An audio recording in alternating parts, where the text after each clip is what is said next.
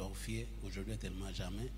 Et avec beaucoup d'actions de grâce, nous t'avons ainsi prié dans le nom de Christ Jésus et que tous ceux qui sont en accord avec moi disent Amen. Amen.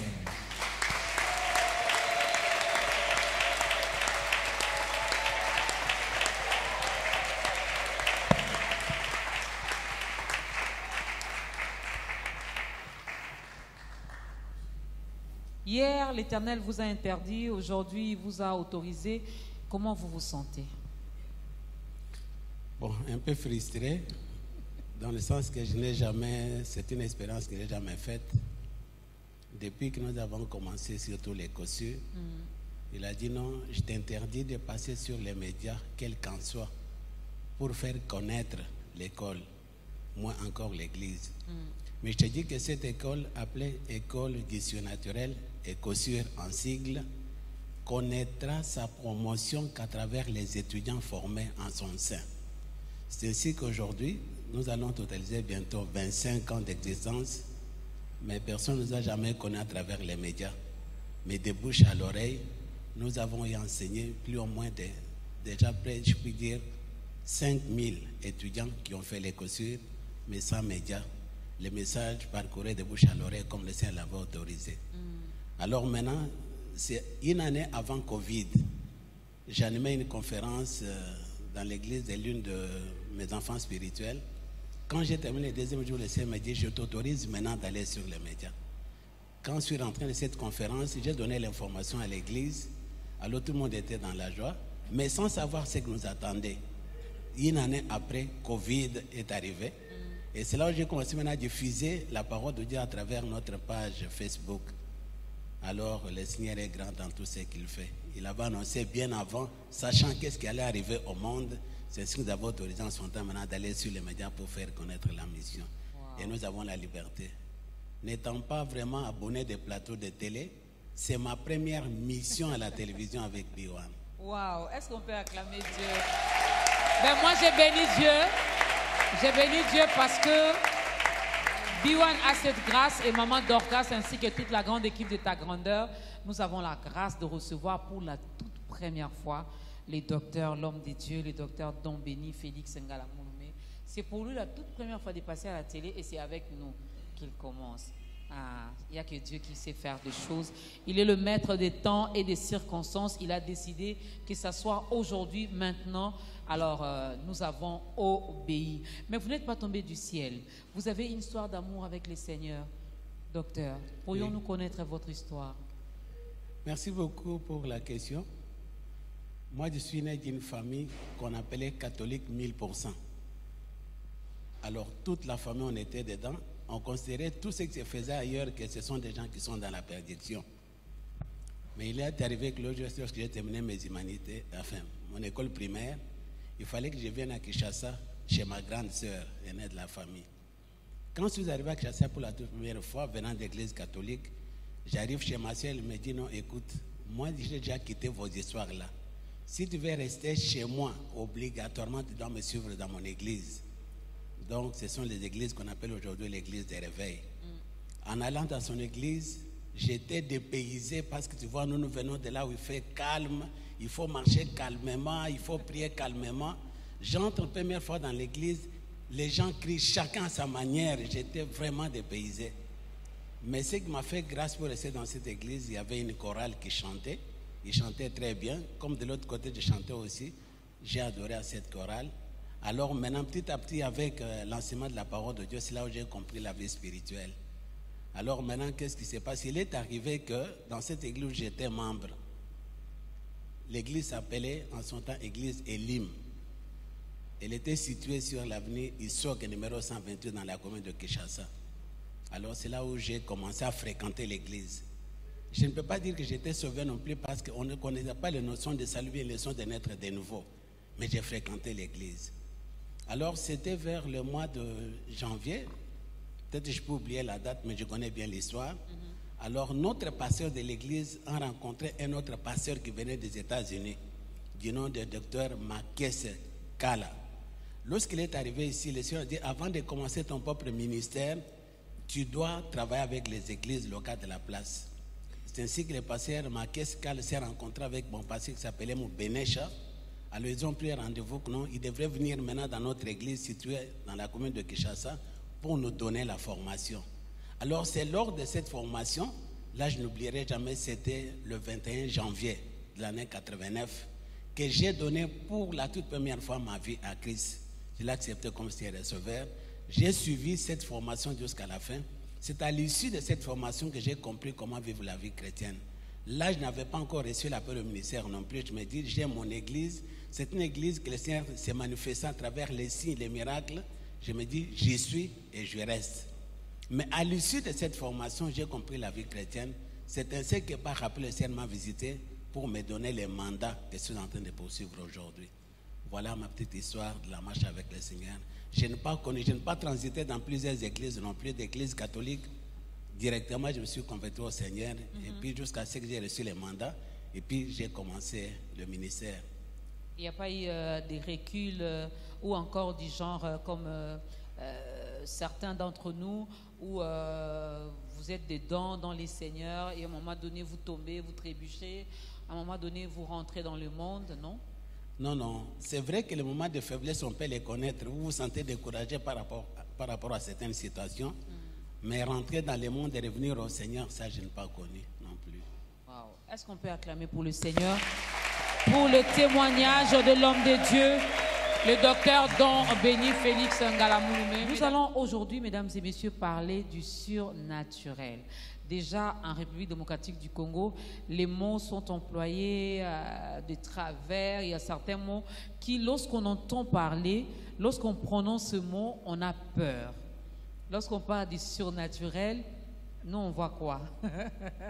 La sorcellerie, la magie, les choses inexplicables. Non, nous allons comprendre aujourd'hui avec le docteur Don Béni Félix Ngalamouloumé, c'est quoi le surnaturel? Le surnaturel, le mandat. Et comme texte de référence, nous sommes dans Jean chapitre 3, le verset 27. Les lecteurs de la Bible connaissent ce que Jean-Baptiste avait dit dans ce passage. Alors, docteur, oui. Avant d'abord de définir le concept, qu'est-ce qui vous motive à nous parler du surnaturel? Pourquoi en parler? De moi-même, je ne pouvais pas parler du surnaturel. Lors de mon appel au ministère, je peux anticiper, peut-être que je peux y revenir, parce qu'ils sont en train de poursuivre 2 mandats parallèles, mais qui se complètent. C'était en date du 16 mai de l'an 1997 que j'ai reçu la visitation divine. Dieu me disant, va vers les nations, réveille la conscience de mon peuple. Dis-leur, si c'est dans cette vie seulement qu'ils espèrent en moi, Christ, ils sont les plus malheureux de tous les hommes. Fin de citation. Ça, c'est dans 1 Corinthiens chapitre 15, verset 19. La suite, ainsi lève-toi, va, nomme le Saint-Esprit là où il n'est pas nommé et enseigne à mon peuple comment vivre au-dessus de la mort physique à cause de mes plans dont ils sont porteurs. Ça, c'est un mandat ou bien la vision liée à l'église Mission, Salut et Gloire. Mais tandis qu'en date du 1er juillet de l'an 1998, j'ai reçu encore une visitation divine, le Seigneur me disant, pour mener à bien la mission que je t'ai confiée, crée une école du ministère. C'est une école de mes conseils pratiques pour enseigner à mon peuple comment réussir dans la vie et dans le ministère. Après avoir reçu cet ainsi dit l'Éternel, alors maintenant, j'ai commencé à donner des noms, selon moi. J'ai appelé cette école que Dieu m'a demandé de créer, Ibenas, Institut biblique d'évangélisation des nations. Et puis j'ai changé. École charismatique d'évangélisation des nations. Mais un jour, pendant que j'étais en prière, le Seigneur me parle, me dit, cette école se nommera école du surnaturel. Ok. Car sa révélation vient de moi. C'est ainsi que cette école, depuis ce temps jusqu'à aujourd'hui, porte le nom de l'école sûre. École du surnaturel. Comme vous venez de le souligner, je connais beaucoup d'ennuis pour quiconque entendait parler la prononciation école du surnaturel. Ah, il ne faut pas y aller, c'est de la magie. Il ne faut pas y aller. Alors c'est ainsi que le Seigneur lui-même, les mandants, il m'a expliqué c'est quoi le surnaturel. Alors je vais en parler un peu. Le surnaturel, c'est quelque chose d'origine divine. Ok. La vie surnaturelle, c'est une vie qui est différente de la vie naturelle. Et c'est cette vie-là surnaturelle qui est propre à nous, enfants de Dieu, ceux qui avons accepté Jésus-Christ comme Seigneur et Sauveur. Mais peut-être que ces gens-là ont raison, parce que nous avons des sortes de surnaturels. Il y a les surnaturels des lumières, et il y a les surnaturels des ténèbres. Parce que Satan aussi opère dans les surnaturels. Mais ces surnaturels, c'est un surnaturel des ténèbres. Mais c'est quoi la différence entre les deux? Les surnaturels de Dieu est fondé sur la parole du Seigneur. Mais tandis que les surnaturels du diable est en contradiction avec tout ce qui est écrit dans la Bible. Ok. Mais la vie surnaturelle qui est propre à nous, enfants de Dieu, elle est fondée sur ce que Dieu a dit dans sa parole. C'est ça la petite différence entre les deux. Mais tout celui qui peut appeler enfant de Dieu ne peut vivre que la vie surnaturelle. Parce que si on n'opère pas dans le surnaturel, nous ne pouvons pas être au-dessus et contrôler le monde des ténèbres non plus. Ah. Là, vous compliquez encore. Hein? Déjà, quand on entend parler du surnaturel, là, ça fait peur. Et puis, vous ajoutez encore, si on n'opère pas dans le surnaturel, papa, vous voulez nous amener où? Parce que déjà, les surnaturels, là, ici, nous ne faisons pas allusion à ce qui se passe dans les ténèbres, non. Nous sommes là, nous restons dans la lumière. Nous parlons du surnaturel divin, le surnaturel de Dieu. Nous devons vivre une vie surnaturelle. Nous devons opérer dans les surnaturels. Nous sommes dans le monde, hein? Nous sommes terrestres. Vous êtes d'accord avec moi? Je suis d'accord avec vous, mais la Bible dit autre chose. Ok. Jésus a dit, j'ai vu dans ce monde, mais je ne suis pas de ce monde. Amen. Également, nous aussi, nous vivons dans ce monde, nous ne sommes pas de ce monde. De ce monde. Nous vivons dans ce monde, mais ne sommes pas de ce monde. Alors, avant de continuer avec les surnaturels, parce que les questions montent, on définit d'abord le mandat. Qu'entendez-vous par un mandat? Là, vous mélangez. Laissez-moi évoluer avec les surnaturels. Ok, et puis on prendra le mandat. Ok, d'accord, docteur. Alors, nous devons vivre, nous devons avoir une vie surnaturelle. Expliquez-nous, elle est comment cette vie? La vie surnaturelle, c'est une vie, comme je viens de le dire, je répète encore, c'est une vie qui contrôle la vie naturelle. C'est une vie qui ne s'explique pas par des lois naturelles connues. Je peux donner un exemple. Un jour, pendant que Jésus-Christ avait déjà renvoyé la foule et ses disciples, il était resté seul. Les disciples ont vu Jésus marcher sur les eaux. Dis-moi, est-ce qu'une liquide peut soutenir le poids d'un homme? Mais Jésus a marché sur les eaux. C'est naturel ou bien c'est surnaturel? C'est surnaturel. C'est pourquoi maintenant, pour bien comprendre, il faut comprendre comment vivre. La meilleure question qu'il fallait poser était de savoir, mais comment vivre cette vie surnaturelle? On va y arriver. J'avais même noté cette question. Comment vivre une vie surnaturelle? Ouais. Mais avec l'exemple de Jésus que vous donnez, je sais que beaucoup d'hommes de Dieu, beaucoup de chrétiens sont toujours là sur cet exemple. À part Jésus. Pierre qui a essayé, lorsque le maître lui a dit, tu peux, il a commencé à avancer, mais à un moment donné, qu'est-ce qui s'est passé avec Pierre? Depuis que Jésus a marché sur les eaux, là, jusqu'à aujourd'hui, je n'ai pas encore entendu un autre homme de Dieu, un autre enfant de Dieu, un autre chrétien né de nouveau marcher sur les eaux. C'était quoi les mystères qui étaient cachés dans ce... Pour en arriver là, il faut comprendre. C'est pourquoi laissez-moi expliquer d'abord la vie surnaturelle. Ça va résoudre toutes vos petites questions. Alors, comment vivre cette vie? Alors, la vie surnaturelle, est premièrement vécue. Premier point, elle est vécue en comparaison de ce que Dieu est au ciel et de ce que nous sommes sur la terre. Ça, c'est le premier point pour commencer à vivre la vie surnaturelle. Comment ça? On reste d'abord sur ce premier point. Voilà. De ce que Dieu est. En comparaison de ce que Dieu est au ciel et de ce que nous, chrétiens, nous sommes sur la terre. Parce que lui-même a dit dans 1 Jean chapitre 4, verset 17, partie A. Tel il est, tel nous sommes aussi dans ce monde. Ça, c'est la première référence qui peut m'aider à commencer à vivre la vie surnaturelle. Alors, je me compare à ce qu'il est. Est-ce que Dieu est malade au ciel? Non. Non. S'il n'est pas malade au ciel, moi, je ne peux pas être malade sur la terre. Est-ce que Dieu est pauvre au ciel? S'il n'est pas pauvre au ciel, moi, je ne peux pas être pauvre sur la terre parce qu'il a dit, tel il est, tel nous sommes aussi dans ce monde. Il est saint. Il est saint, nous sommes saints. Il est parfait. Nous sommes parfaits sur la terre. Ah, docteur, vous parlez de vous ou vous parlez des chrétiens que moi je vois? Je parle de tous les enfants de Dieu qui mènent leur vie en obéissant à l'autorité des Écritures. Okay. Si nous menons une vie qui est alignée sur la parole de Dieu, nous pouvons marcher, nous pouvons être parfaits, nous devons marcher comme Christ a marché sur la terre. Cela est possible, mais en accord avec la parole de Dieu et par l'aide et l'assistance du Saint-Esprit. Cela est possible. Alors, deuxième point pour vivre la vie surnaturelle. La vie surnaturelle est vécue en obéissant à ce qui a été mis par écrit pour nous dans la Bible.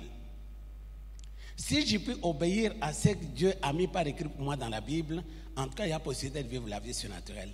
Je vais en venir avec un exemple concret. Je prends la référence que j'ai reçue par révélation de la part du Seigneur. Je parle de Proverbes chapitre 22, verset 17 jusqu'au verset 21. Bien sûr, vous allez lire et vérifier votre Bible. Je reprends Proverbes chapitre 22, verset 17. Attendez, pasteur, comme ça, je vais également lire et aider ceux qui sont à la maison. Proverbe 17. Proverbe chapitre 22. 22, ok. Verset 17 jusqu'au verset 21. Voilà, je vais lire. Faites pareil également chez vous à la maison. Prête l'oreille et écoute les paroles des sages. Applique ton cœur à ma science. Le verset 18. Car il est bon que tu les gardes au-dedans de toi et qu'elles soient toutes présentes sur tes lèvres. 19. Afin que ta confiance repose sur l'Éternel, je veux t'instruire aujourd'hui, oui, toi. Verset 20. N'ai-je pas déjà pour toi mis par écrit des conseils et des réflexions pour t'enseigner des choses sûres, des paroles vraies, afin que tu répondes par des paroles vraies à celui qui t'envoie. Voilà. Le verset 22. Non, jusqu'à c'est jusqu'au 21. Alors c'est très bien, vous voyez que le verset 21, il y a un point d'interrogation à la fin. Afin que tu répondes par quoi? Par des paroles sûres et vraies à celui qui t'envoie. D'après vous, Maman Dorcas, qui parle à travers cette référence? C'est Dieu. On dirait que vous n'êtes pas sûr. C'est Dieu qui parle à travers Non, en fait, je refuse de répondre parce que c'est moi qui pose des questions ici. Voilà pourquoi. Voilà.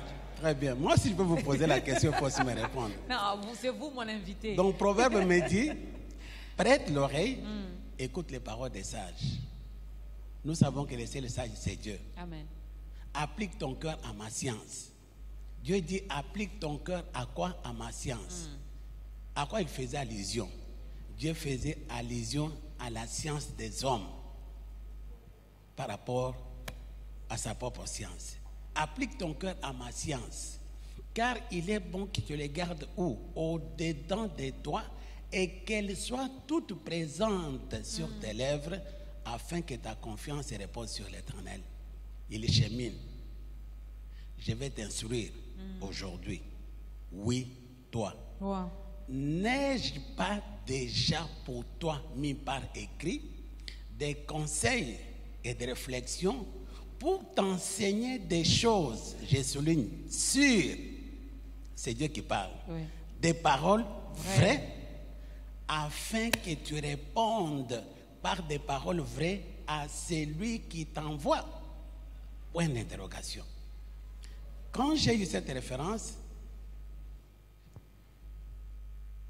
ma curiosité était de savoir, mais qui m'envoie? En réfléchissant, humainement parlant, je dis non, c'est Dieu qui m'envoie. Après, je dis non, c'est Dieu qui a mis par écrit pour moi des conseils de réflexion. Il ne peut pas mettre cela par écrit puis il m'envoie. Mais qui m'envoie? C'est lui qui m'envoie, c'est le diable. C'est-à-dire, le diable m'envoie dans des situations compliquées, des maladies, des pauvretés, des misères. Je n'ai pas à crier vers le Seigneur non plus. Seigneur, viens au secours. Seigneur, viens m'aider. Seigneur, descends. Seigneur, agis. Non. Il me dit quelque chose de très important, verset 20. N'ai-je pas déjà pour toi mis par écrit des conseils et des réflexions pour t'enseigner des choses sûres, des paroles vraies, afin que tu répondes? La Bible n'est pas dit que c'est Dieu qui va répondre à ma place. Elle dit c'est moi qui dois faire quoi? Répondre. En fonction de quoi? En fonction de ce qu'il a déjà mis par écrit pour moi. Lorsque j'ai compris cette référence, tout ce qui pouvait déranger ma santé, j'ai dit non. Dieu a déjà mis par écrit pour moi des conseils de réflexion. Alors, maman, docteur, je te dirais que depuis ces jours-là, jusqu'à maintenant que je te parle, devant Dieu, ça fait plus de 36 ans que je ne tombe pas malade. Même pas un mot de tête. Je comprends.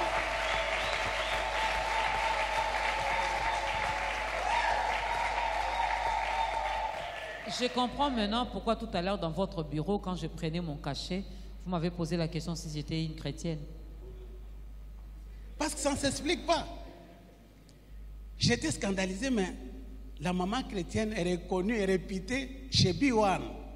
Il entre dans mon bureau, il s'asseye. La première des choses, c'est de prendre... Excusez-moi, je dois prendre mon médicament. De prendre maintenant le médicament.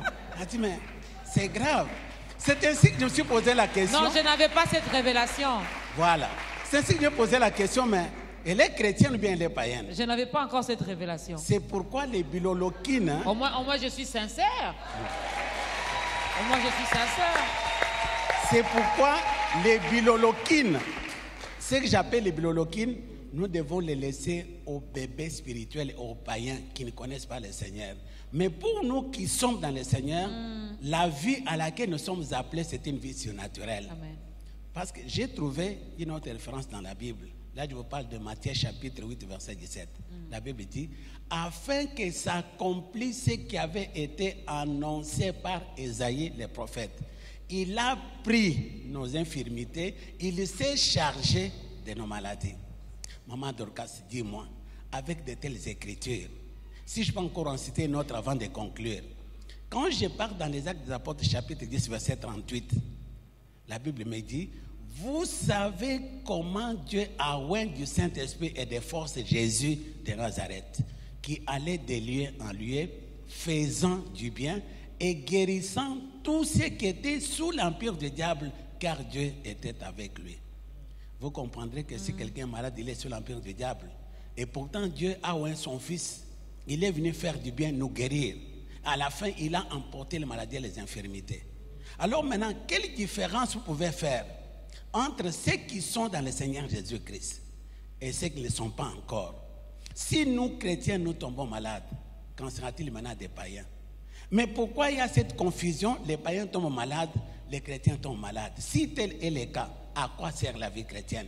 Si nous ne pouvons pas démarquer la différence entre ceux qui ne sont pas encore acceptés Jésus-Christ et nous qui sommes déjà dans le Seigneur. Donc, docteur, si je vous comprends bien, même ceux qui nous suivent à la maison, à la radio, sur les réseaux sociaux, donc ces chrétiens ici, lorsque nous tombons malades, nous sommes sous l'emprise de l'autre là. Mais c'est ça, c'est que la Bible, ce n'est pas moi qui le dis, c'est la Bible. Mais dit. Comment je peux encore être sous son emprise vu que je suis déjà chrétien né de nouveau? C'est Jésus-Christ qui vit en moi et mon corps est le temple du Saint-Esprit. Comment je serai encore sous l'emprise de l'autre là? Mais tu as donné la possibilité d'attaquer ta santé. Parce que pour nous chrétiens, si nous sommes sérieux dans la vie chrétienne, nous devons vivre d'après Matthieu chapitre 8, verset 17. Ça j'aime, si nous sommes sérieux. Ça, si nous sommes sérieux dans la vie chrétienne. C'est le sérieux qui nous manque. Voilà. Nous pouvons vivre la vie chrétienne parce que Matthieu chapitre 8, verset 17 est clair. Quand on dit qu'il a emporté, qu'est-ce qui reste? Alors si maintenant il a emporté ma infirmité et que nous tombons malades, vous ne voyez pas que nous marchons contre même les Écritures. Mais sur quoi est fondée notre vie chrétienne? C'est pourquoi c'est cette vie surnaturelle-là qui fait que pendant 36 ans, je n'ai pas tombé malade et je ne tomberai jamais malade jusqu'à ce que Jésus reviendra sur la terre. Pourquoi? Parce que j'ai vu la vie. Même pas de fièvre. Hein? Même pas de fièvre. Je te dis, toi tu parles de fièvre, moi je parle de conjonctivite. Les conjonctivites ne peuvent pas toucher mes yeux non plus. Ah. Parce que sinon, je ne vis pas la parole de Dieu non plus. Même pas la toux. Ah, n'en parlons pas. Je dis tout ce qui est infirmité, maladie, non, ça ne peut pas toucher les corps des enfants de Dieu que nous sommes. Ce n'est pas seulement moi. Ce que Dieu a mis par écrit, c'est pour tous ses enfants. Mais c'est la manière dont nous vivons la pratique de ces écritures qui fait la différence. Alors, aidez-nous un peu. Vous, partant de votre témoignage, partant de votre expérience, vous qui avez compris cette parole, qu'est-ce qui fait, vous avez parlé du sérieux, mais moi j'aimerais bien que vous puissiez mettre un peu plus l'accent aussi sur l'obéissance. Parce que je me rends compte que beaucoup de chrétiens tombent malades. Beaucoup alors. Beaucoup. Il y a eu la pandémie ici qui a frappé. J'ai vu les hommes de Dieu partir. J'ai vu les enfants de Dieu mourir avec la corona. Qu'est-ce qui nous manque? À part le sérieux, qu'est-ce qui nous manque encore pour que nous puissions vraiment vivre totalement cette vie des surnaturels? Maman Dorcas devait comprendre que nous pouvons posséder la connaissance mentale des Écritures. Mais nous avons besoin de la compréhension des Écritures pour que nous soyons transformés. Sinon, Dieu serait un menteur. Quand il dit qu'il a emporté les maladies et les infirmités, il va les faire ou bien il a déjà fait. S'il a déjà fait, pourquoi les chrétiens devront tomber malades? La connaissance nous informe, mais c'est la compréhension qui nous transforme. Mais quand je parle de sérieux, dans le sérieux, il y a également l'obéissance. Okay. Parce que s'il n'y a pas l'obéissance, c'est qu'on n'est pas sérieux dans ce que nous faisons non plus. La question qu'il faut se poser, pourquoi les chrétiens d'aujourd'hui ne vivent pas ce que la Bible dit à leur sujet? La vraie question, pourquoi nous ne vivons pas ce que la Bible dit à notre sujet? Les vivre et les vivre pleinement. Voilà, les vivre d'une manière concrète. J'ai vu ce que la Bible dit à mon sujet. C'est ainsi que moi je puis le prétendre dans le domaine de la santé divine. Comme il a dit qu'il a emporté ma maladie infidèle, il dit je ne tomberai jamais malade. Vous devez comprendre une chose. Dans tout ce que Christ a déjà fait pour nous à la croix, tout c'est déjà dans le passé. Parce que ce sont des faits qu'il a déjà eu à réaliser pour nous à la croix.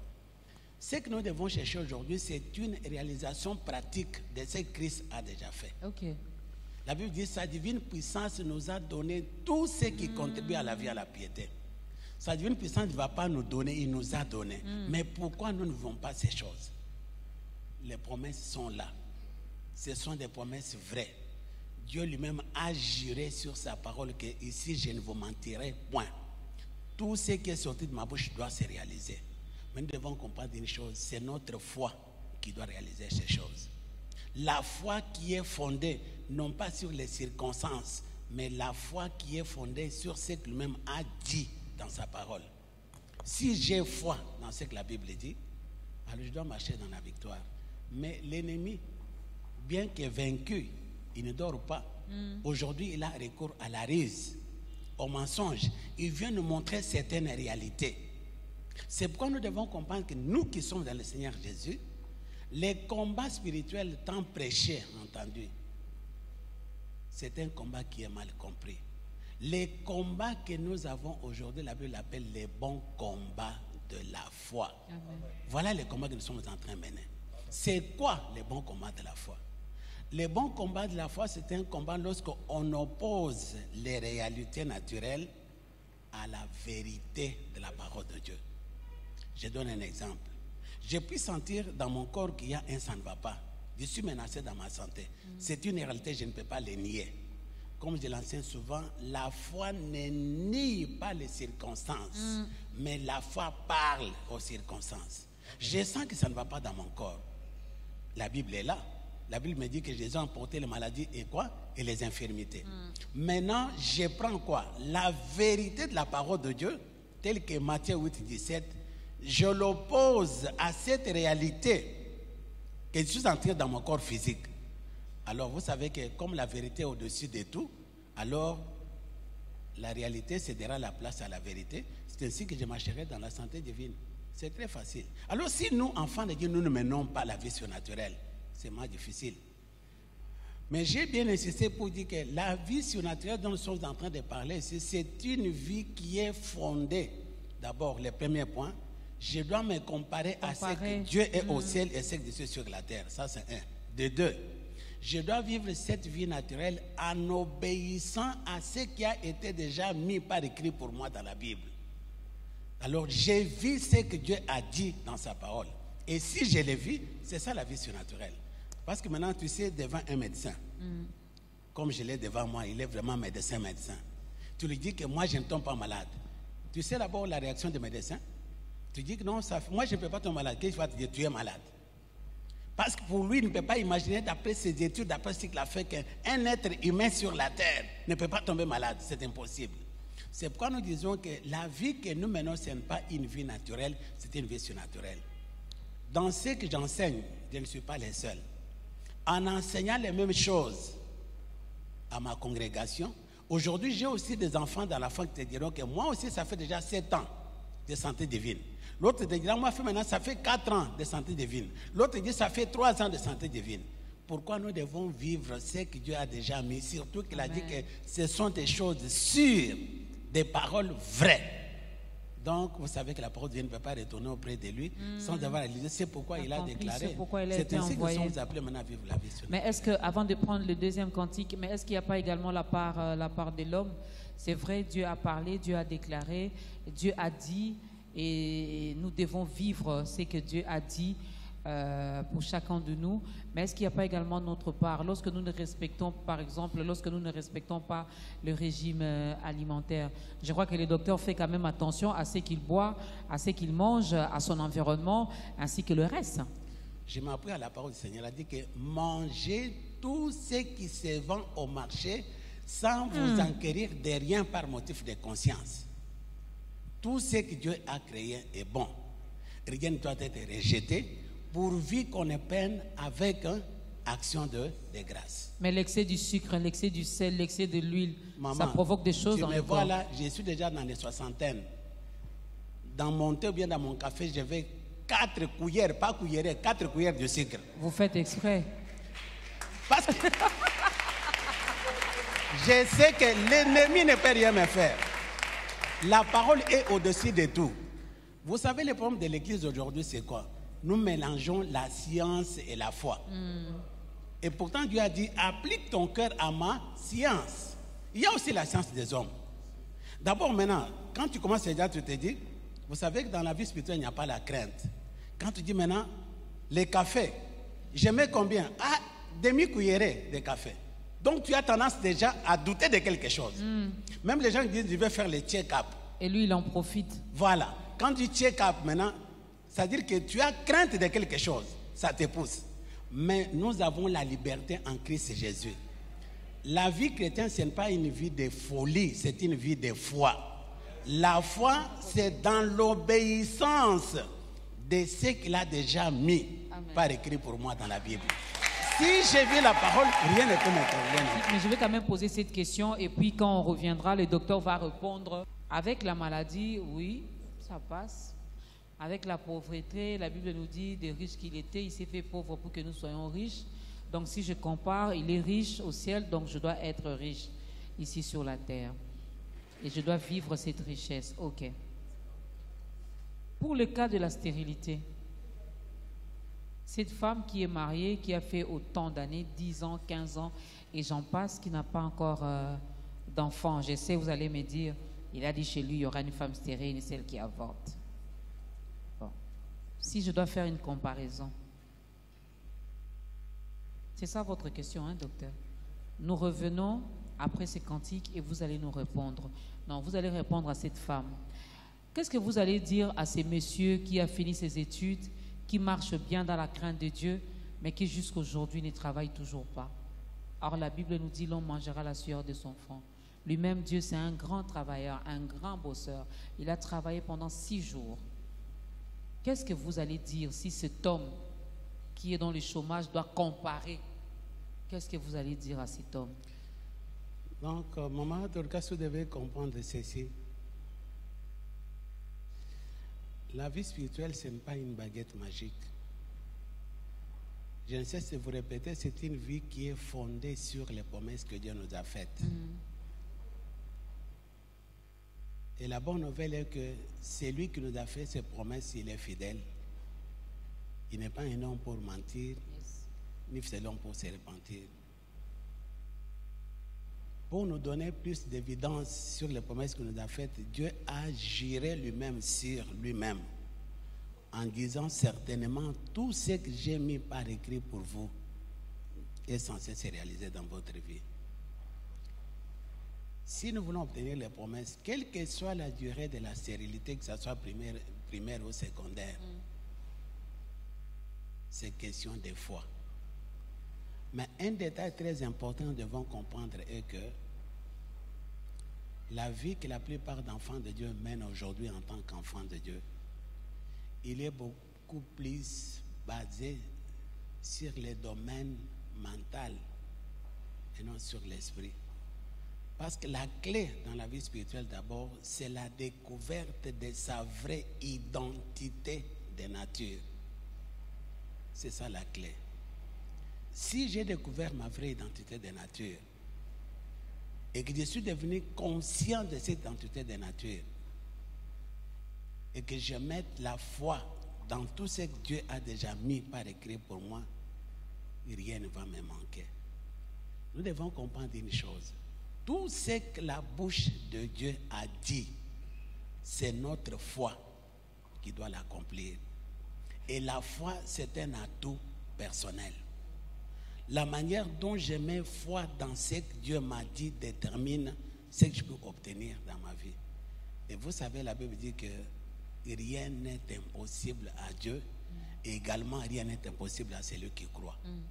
Quel que soit le nombre d'années, si je mets foi dans ce que Dieu a déjà mis par écrit pour moi, sa parole finira par se matérialiser dans ma vie et j'aurai ce dont j'ai besoin. Amen. Ça ne peut pas manquer non plus. Alors, tu as souligné un peu l'histoire des pauvretés, tout en donnant une référence où la Bible dit que des riches qu'il était, il s'est fait pauvre. La Bible dit, car Dieu a tant aimé le monde, il a donné. En matière de prospérité financière, ça, ce n'est pas un domaine qui marche seulement de la foi non plus. C'est un domaine aussi qui demande les actions. Christ, bien qu'ayant donné sa vie pour que nous soyons riches, il a dit, donnez, il vous sera donné. Si je suis un chrétien qui n'honore pas le Seigneur avec ma dîme, avec mes offrandes, je ne peux pas m'attendre à une prospérité financière quelconque. Là, il a dit, donnez, il vous sera donné. Et l'apôtre Paul a reçu cette révélation qui sort de l'ordinaire lorsqu'il parlait dans Actes chapitre 20, verset 35. Paul dit, mais référant de ce que Christ a dit lui-même, il y a plus de bonheur à donner qu'à recevoir. Mais si vous regardez la plupart des chrétiens aujourd'hui, nous avons changé l'équation. Nous disons il y a plus de bonheur à recevoir qu'à donner.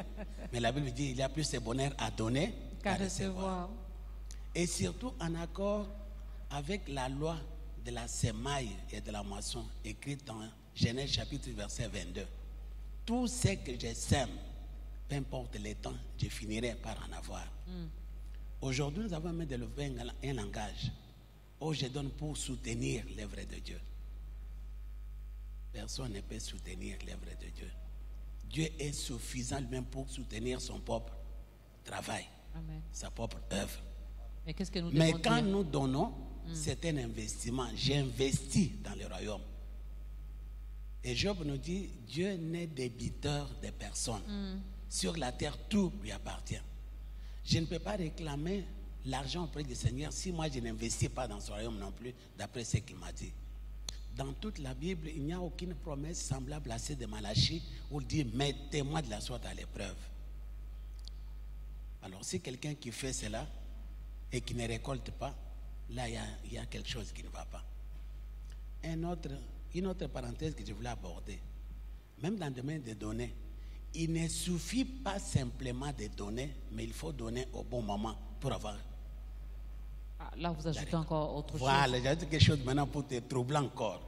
Il ne suffit pas simplement de donner, mais il faut donner au bon moment. Et comment connaître le bon moment? Voilà. C'est là où il fallait en venir. C'est quoi le bon moment? En rentrant dans le vous avez trouvé qu'une fois, il y a une dame qui a brisé la bouteille d'un parfum de nard pur. Il a versé ses parfums au pied de qui? De Jésus. À tel point que même ses disciples ont murmuré. À quoi bon sert ce gaspillage? Il fallait vendre, donner l'argent aux pauvres. Mais lorsque Jésus a pris parole, qu'est-ce qu'il a dit? Il a fait une bonne action. Il m'a oint pour les jours de ma sépulture. C'est comme si la dame avait déjà embaumé Jésus pour les jours de sa sépulture. Une bonne action. Posée au bon moment. D'accord. La même dame qui avait oint Jésus du parfum. Le premier jour de la semaine, il est allé au tombeau. Il avait acheté des aromates. Tout ça pour aller embaumer le corps de qui? De Jésus. Mais lorsqu'il est arrivé à la tombe, qu'est-ce qu'il a trouvé? Jésus était déjà ressuscité. Mais tout ce qu'il avait payé pour donner à Jésus, ça servit à quoi? À rien. Lorsqu'il a donné le parfum pour moi, il a dit, il a embaumé mon corps pour m'ajouter ma sépulture. Mais lorsqu'il est allé maintenant pour embaumer Jésus, il a trouvé que Jésus était déjà ressuscité. C'est pourquoi en matière de données, nous avons la référence des Proverbes chapitre 3, versets 9 à 10. Où on nous dit, honore le Seigneur avec tout tes biens, avec les prémices de tout ton revenu.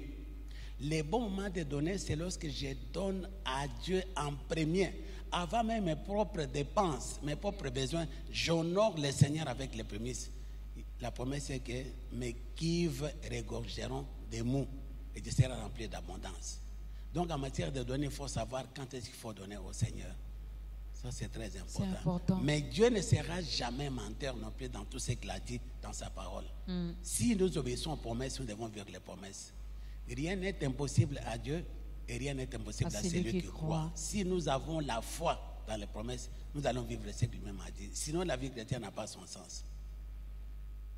Rien n'est impossible à Dieu, rien n'est impossible à celui qui croit. Les consommateurs de la foi attendent seulement que tu puisses activer ta foi. Lui, il a déjà parlé, il a déjà écrit.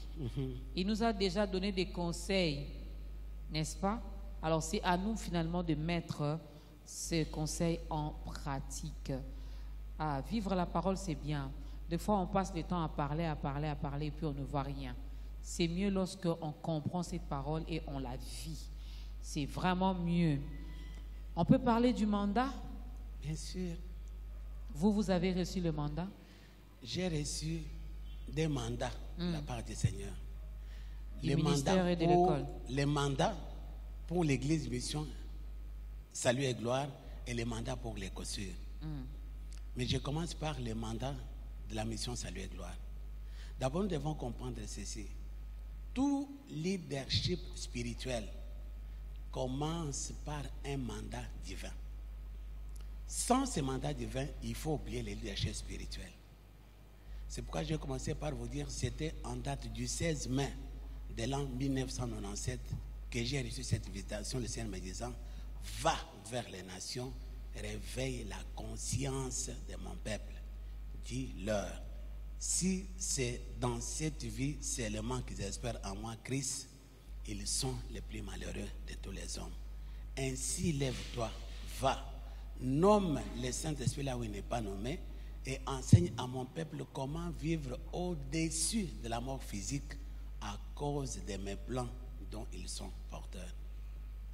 Les gens vont se demander, mais je touche la tête et l'épaule, ça veut dire quoi? Si c'est dans les capacités intellectuelles et la force physique que nous espérons en Christ, la Bible dit que nous sommes les plus malheureux de tous les hommes.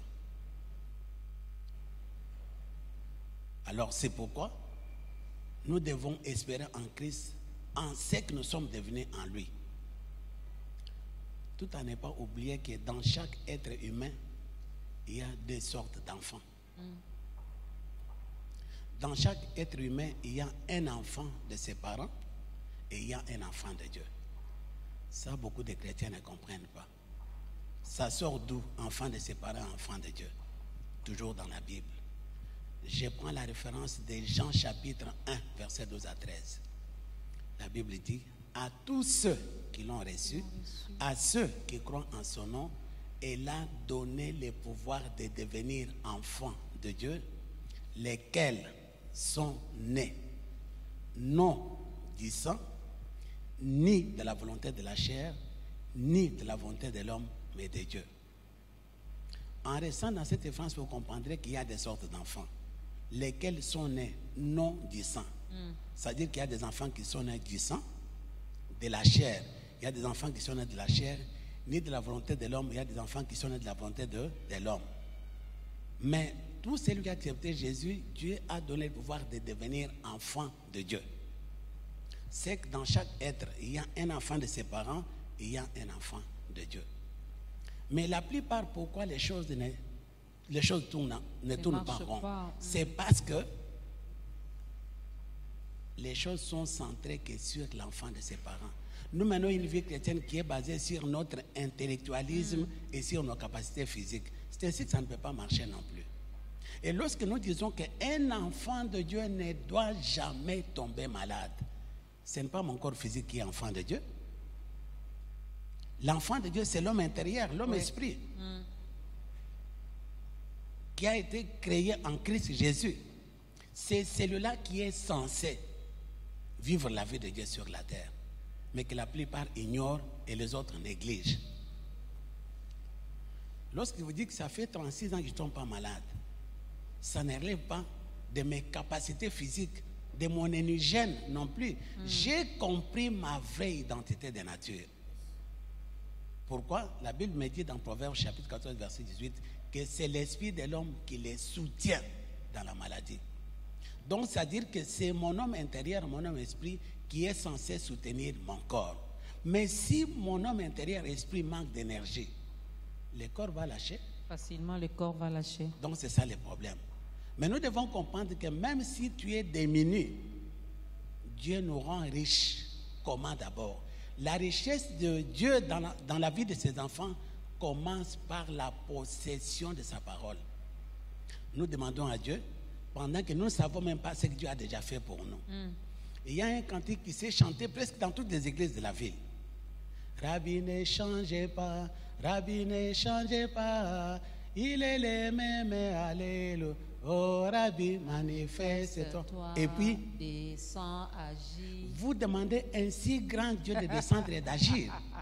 À propos de ton petit problème, c'est comme si ça ne suffisait pas. Rabiolo binine. Voilà. C'est toujours la même chose. Vous demandez quoi? Mariage. Mais je t'ai donné Proverbe chapitre 22. Quand tu dis Rabbi, qu'as-tu dit à propos de mon mariage? Tu connais sa réponse? N'ai-je pas déjà pour toi mis par écrit des conseils et des réflexions pour t'enseigner des choses sûres, des paroles vraies, afin que tu répondes? Allez-y, méditez dessus. Ainsi, vous voyez que beaucoup d'enfants de Dieu n'émergent pas. Pourquoi? Ils cherchent à parler à Dieu sur des choses que Dieu a déjà mises par écrit pour eux dans la Bible. Et puis, ce qu'il a mis par écrit, dit, ce sont des choses sûres, des paroles vraies, afin que tu répondes. Mais Dieu ne va pas répondre à ta place. Il a déjà mis sa parole pour que tu répondes à la situation difficile que tu vis. Alors ça ne relève pas de la compétence de Dieu non plus. C'est ainsi que beaucoup sont dans l'ignorance. Je reviens à l'enfant de ses parents, à l'enfant de Dieu. Alors si un chrétien n'a pas conscience de ce qu'il est devenu lors de sa nouvelle naissance, il ne peut pas émerger dans la vie spirituelle non plus. C'est ainsi que beaucoup de gens sont en train maintenant de tourner en rond. Ils n'avancent pas dans ce qu'il faut non plus. Ce n'est pas la faute de Dieu. Nous prions, nous demandons à Dieu des choses qu'il nous a déjà données à travers sa parole. C'est ainsi que les choses ne marchent pas. Jésus ne viendra pas sur la terre aujourd'hui pour faire quoi que ce soit non plus. Il est assis dans son repos. Il nous a laissé la capacité d'agir sur la terre. En fonction de quoi? De ce qu'il a déjà mis par écrit pour nous dans la Bible. Wow. Donc la richesse pour nous, les enfants de Dieu, commence par la possession de ce que Dieu a déjà dit. La parole. Si je ne possède pas les Écritures, je ne suis pas riche non plus. C'est ainsi l'apôtre Paul disait, en tant que pauvres, nous enrichissons plusieurs. Est-ce que Paul avait des dollars qu'il distribuait aux gens? Non. Paul enrichissait plusieurs à travers la révélation de la parole de Dieu qui communiquait à ces gens-là. Si nous pouvons posséder la parole de Dieu, nous sommes riches déjà. Tout commence par la possession de la parole. Mais si nous n'en avons pas, ça ne va pas marcher. Nous sommes pauvres et nous resterons pauvres. Possédons la parole, mais vivons la parole, consommons la parole. Voilà. Ce qui n'est pas la volonté de Dieu pour que nous soyons pauvres. Non. Juste une parenthèse, on nous fait signe qu'on doit faire l'appel au salut. Ce qui n'est pas la volonté de Dieu. Donc, si je ne mets pas en pratique, je ne vis pas la parole, je ne possède pas la parole, je risque d'aller à l'enfer. Non. Parce que je ne suis pas dans la volonté du Père. Non. Si j'ai déjà accepté Jésus-Christ comme Seigneur et Sauveur, pour moi, l'enfer, c'est exclu. Okay. Je ne peux pas perdre mon salut en Jésus-Christ. Mais je vais perdre les avantages d'un enfant de Dieu. Alors, vous voyez que j'ai un père qui est riche, mais moi, je vis dans la pauvreté en tant que son enfant. C'est anormal. Et mon témoignage, ma vie n'est pas un témoignage pour les païens. Il ne s'approche pas. Depuis que tu as prié, tu dors même dans l'église. Ça fait 10 ans, tu as la même personne. Ça ne donne pas envie aux païens de venir à Christ non plus. Nous devons mener une vie riche. Dieu n'est pas contre notre richesse, notre prospérité financière. Dieu n'est pas contre l'argent, mais il est contre l'amour de l'argent. Mais Dieu veut nous voir avec l'abondance. L'évangile est gratuit, mais le voyage se paye. Mais si on n'avait pas l'argent, nous allons faire quoi? Si on n'avait pas l'argent, comment on allait édifier ce bâtiment dans lequel tu es assis maintenant pour faire cette émission? Dans ces beaux décors, alors, pour parler de la parole de Dieu. Alors maintenant, il fallait que Dieu nous bénisse, tout en mettant sa parole en pratique. L'argent répond à tout, c'est pas moi qui l'ai dit, c'est la Bible. Voilà. C'est pas moi, c'est la Bible qui l'a dit, l'argent répond à tout. Pour avoir cet édifice, il y Dieu a des n'est pas contre. Dieu n'est pas contre l'argent, mais tu sais, même Satan ne combat pas ta richesse, non. Satan ne combat pas ton mariage. Il fera quoi avec ton mariage? Il veut seulement combattre ta vie en t'empêchant de ne pas écouter la parole, de ne pas comprendre la parole, de ne pas posséder la parole. Voilà. Parce qu'il sait que si tu possèdes la parole, tu as tout. Tu as tout. Maintenant, Arabi, on est coaching. Ah, donc quand on chantait ça, docteur, faisons l'appel au salut, c'est mieux. Regardez votre caméra, elle doit être de ce côté.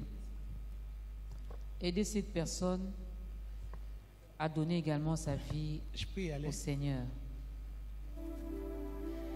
Alors, nous faisons appel, après avoir écouté cette émission, nous faisons appel à chacun. Quelle que soit la religion que tu pratiques, Jésus t'aime. Jésus n'a pas donné sa vie pour acheter une religion, il a donné sa vie pour acheter l'humanité. Et sa volonté parfaite est que tu vives dans la félicité sur la terre. Le bonheur ne se trouve qu'en lui seul. La santé se trouve qu'en lui seul. Tu n'as pas besoin d'une délivrance quelconque. La vraie délivrance commence par la nouvelle naissance. Et pour naître de nouveau, tu n'as pas besoin de faire quoi que ce soit non plus. On ne confesse pas ses péchés avant d'être en Christ Jésus. Tu dois confesser Jésus pour recevoir ce salut de Dieu qui est gratuit.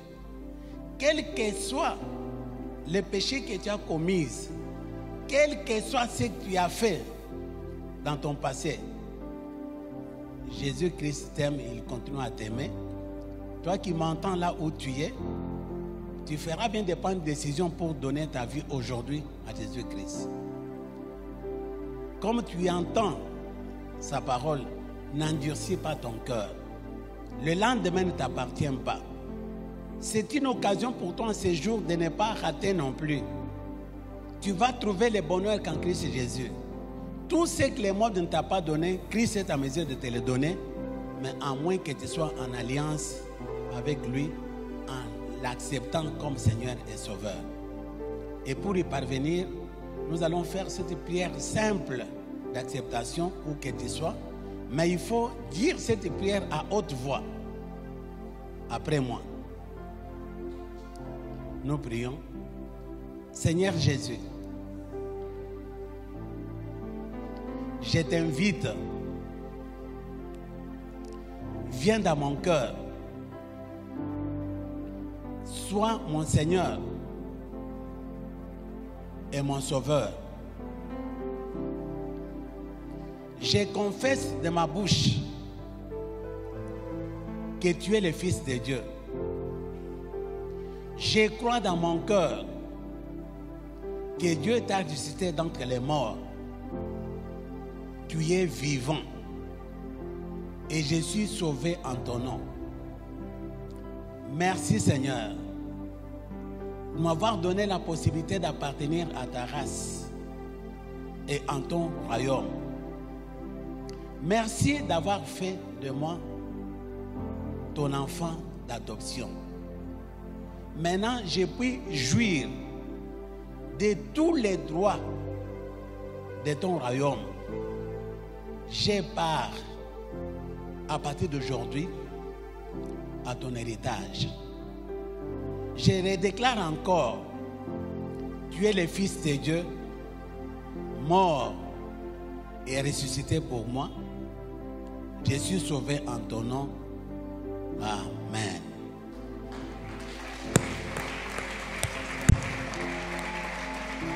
Est-ce qu'on peut faire mieux que ça? On peut ajouter les milolo. Question de le recevoir dans la grande famille des enfants de Dieu. Il y a de la place pour tout le monde. Vous venez de prendre une très bonne décision. Vous venez de faire un bon choix. Vous n'allez pas le regretter. Ça fait plaisir de savoir que la famille ne fait que s'agrandir. Alors, aujourd'hui, c'était ton jour. Mais ne t'arrête pas là. Regarde tout autour de toi s'il y a une église locale où on ne prêche que Jésus-Christ. Vas-y, va et commence à écouter la parole. Demeure dans la présence de Dieu.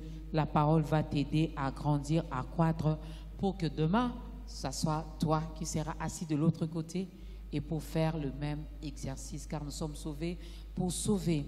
Alors, une question, peut-être avant de clôturer. Vous avez reçu le mandat avec les deux ministères que vous avez, l'église, l'école. Qu'est-ce qui arrive à, bon, je vais le dire à cet enfant de Dieu, à ce chrétien qui n'a pas reçu le go, qui n'a pas reçu le mandat, mais qui s'hasarde quand même à faire ce que vous faites? C'est un grand danger, vous le savez. Si tu n'as pas reçu le mandat, comme je vous dis, je peux ajouter un détail. Si tu n'as pas un mandat, tu peux avoir un appel. Parce que le mandat et l'appel, ce sont des choses différentes. On peut recevoir un mandat de Dieu sans avoir l'appel, tout comme on peut avoir l'appel de Dieu sans avoir le mandat. Cela s'explique même dans la parole des Écritures. Je peux prendre une référence de l'Ancien Testament. Considérons le ministère de Moïse. Lorsque Dieu a rencontré Moïse au buisson ardent pour lui donner le mandat d'aller libérer les enfants d'Israël. Dieu a donné tous les détails à Moïse sur la mission qu'il devait réaliser. Mais à la fin, Moïse a hésité. Non, pas moi, Seigneur, envoie qui te voudra envoyer. Vous savez ce que Dieu a dit? Regarde ton frère Aaron. Il parle bien. Il parlera pour toi. Alors, Dieu a associé Aaron au mandat qu'il avait donné à qui? À Moïse. Moïse a eu une rencontre personnelle avec Dieu. Dieu lui a donné les détails sur la mission qu'il devait réaliser. Mais tandis qu'Aaron, il a reçu l'appel de Dieu sans recevoir le mandat. Ça, c'est l'Ancien Testament. Nouveau Testament. La rencontre de l'apôtre Paul et Jésus sur le chemin, la route de Damas. Jésus a parlé directement à Paul, lui indiquant ce qu'il devrait faire. Et nous pouvons dire que Paul a reçu le mandat de la part de Dieu, mais dans le parcours de l'apôtre Paul, il a rencontré un disciple qu'on appelle Timothée, qui était vraiment son enfant chéri, s'il faut le dire ainsi.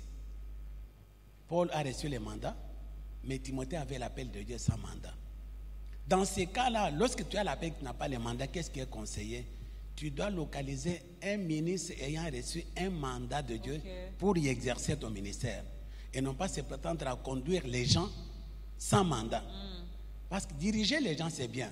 Mais le problème de Dieu, tu les amènes où? Parce que quand Dieu donne un mandat, il te donne un point de départ, un point d'arrivée. Les gens qui te suivent, tu les amènes où? C'est ainsi qu'il y a beaucoup, il y a un désordre incontrôlé dans le corps de Christ, parce qu'il y a des gens qui cherchent à exercer le ministère comme ayant le mandat, et pourtant ils ont reçu seulement un appel de la part de Dieu. c'est là où il faut éclairer les choses. Ce sont des choses que nous traitons en profondeur à notre école du ministère. Même ce que j'ai parlé sur l'entité là, j'ai survolé, je n'ai pas ouvert la clé non plus. Alors, les gens qui veulent bien entendre ces choses, ils n'ont qu'à passer à l'Écosur pour entrer en profondeur sur ces choses. À l'Écosur. L'Écosur célèbre ses 25 ans d'existence. C'est quoi le programme? Nous avons étalé notre programme sur 3 jours, bien que les jours de l'anniversaire, c'est le 1er juillet, c'est là où les mandats étaient reçus. Mais pour rendre grâce à Dieu, nous avons étalé le programme sur 3 jours. Le premier jour, c'est un culte d'action de grâce. Le deuxième jour sera consacré uniquement au témoignage des étudiants qui ont fait l'Écosur et qui ont eu affaire à certaines expériences avec le Seigneur après avoir reçu cette formation. Ce serait la journée de dimanche. Et enfin, le troisième jour qui est le lundi, c'est une journée d'agapé. Il y aura un repas fraternel entre les frères pour donner gloire à Dieu pour sa visitation parmi les hommes à travers l'Écosur. Vous êtes fiers de ce que vous faites? À l'Écosur, je parle de l'école. Ça, je ne peux pas vraiment donner l'opinion de moi-même. Il n'y a que les autres qui peuvent non, mais en tant que père, faire. En tant que père, lorsque vous regardez vos différents enfants, vous dites quoi? Je ne suis pas encore satisfait parce que je sais que ce que j'ai fait, c'est moins par rapport à ce que je suis censé faire. Alors, je dois encore aller loin. Là, je ne suis pas encore satisfait non plus. Je peux donner gloire au Seigneur pour ce qu'il a fait, mais je suis vraiment insatisfait parce que je n'ai pas encore atteint. Je ne suis pas encore arrivé là, il fallait arriver avec ce qu'il attend de moi. Alors, comment faire pour vous contacter et c'est quoi le programme de l'Église? Pour la mission Salut et Gloire, nous avons la journée de mercredi, de 9h à 12h pour l'intersection. Mais c'est une intercession qui se fait seulement qu'en esprit. Pour ceux qui ont déjà reçu Jésus-Christ et qui ont reçu également le baptême du Saint-Esprit qui est pris en langue, alors c'est ouvert à tout celui qui est pris en langue. Nous passons au moins 3 heures d'affilée de prière en esprit pour l'édification personnelle. Et chaque vendredi, nous avons, la plupart des vendredis, nous avons ce que nous appelons école de santé et de guérison divine. C'est une école à travers laquelle nous enseignons les enfants de Dieu sur la manière de vivre la santé divine dans leur vie. Tous les vendredis à partir de 16h30 jusqu'à 18h30. Et le dimanche, nous avons deux cultes. La première qui commence de 7h30 à 9h30 et puis la deuxième de 10h à 12h. Les 3 premiers dimanches, ce sont les cultes d'enseignement biblique. Okay. Et le dernier dimanche, c'est une culte d'action de grâce, selon le programme. Comment faire pour contacter l'homme de Dieu, le docteur Don Béni? Je n'ai qu'un seul numéro de téléphone. 09 98 119 539. C'est le numéro que j'ai. Et puis, mon téléphone n'a jamais été fermé. Vous décrochez vous-même ou il y a une secrétaire? Si quelqu'un m'appelle, il va tomber sur moi-même. Je n'ai pas de secrétaire, je n'ai pas un numéro que je confie au secrétaire, un numéro pour me contacter directement. Si quelqu'un m'appelle, il va tomber directement sur moi. Ah bon? Mais tandis qu'à l'Écosur, nous organisons la formation sur une période de 4 mois. En raison de 2 vacations enfin, 2 sections par année. Par exemple, l'année prochaine, 2024, nous aurons 2 sections par année. La première qui commence toujours le 4 janvier jusqu'au mois de mai. La deuxième commence au mois de mai jusqu'au mois d'août. Alors maintenant, les enseignements se donnent du lundi à jeudi avec la possibilité de 3 vacations. La première qui commence de 6h30 jusqu'à 9h30. La deuxième qui commence de 9h45 jusqu'à 13h. Et la dernière qui commence de 16h45 jusqu'à 19h30, parfois 20h. C'est ouvert à tout le monde pour que les enfants de Dieu soient donnés, qu'ils apprennent c'est quoi la vie surnaturelle, qu'ils puissent émerger dans leur vie parce que c'est la volonté du Seigneur. J'ai parlé, Dieu m'a dit, enseigne à mon peuple comment réussir dans la vie et dans le ministère. Le ministère, c'est pour les hommes de Dieu qui sont appelés au ministère. Dans la vie, c'est pour chaque enfant de Dieu qui doit vivre la vie des réussites et des victoires sur la terre. Comme l'un cantique qui a chanté, nous avons tout par sa grâce. Amen. Au moyen de notre foi. Le prix a été déjà payé. La loi de vie en Christ, cette loi de liberté, de richesse, la loi de victoire, nous devons prendre ces choses. Vous comprendrez que notre chorale chante en accord avec le message de la mission. C'est ainsi, on ne chante pas des cantiques populaires qui se chantent partout non plus. Alors ce sont des cantiques. Dansez. liées à Parce notre que je sens comme message. si vous me précédez du genre, Maman Dorcas, tu vois, nous on ne chante pas. Non, non, non, non. Donc, vous dansez. Répondez-moi seulement par oui, docteur. Alors, si tu me vois danser, c'est comme David. J'ai pu danser comme pas possible. Merci beaucoup, homme de Dieu. Pour ceux qui nous suivent à la radio, le numéro nous est donné. Pour ceux qui nous suivent sur les réseaux sociaux, vous avez les contacts également de l'homme de Dieu. C'est lui-même qui décroche son téléphone, il reçoit, il vous a donné les programmes. Moyennant combien pour être reçu chez le docteur? Pour? Docteur, vous avez entendu la question? Non, non, je n'ai pas entendu, Maman Dorcas, s'il vous plaît. Répétez un peu cette question. Voilà, le programme vous est donné, mesdames et messieurs. C'était avec un réel plaisir, avec beaucoup d'honneur que nous avons reçu pour vous, l'homme de Dieu, le docteur Don Béni Félix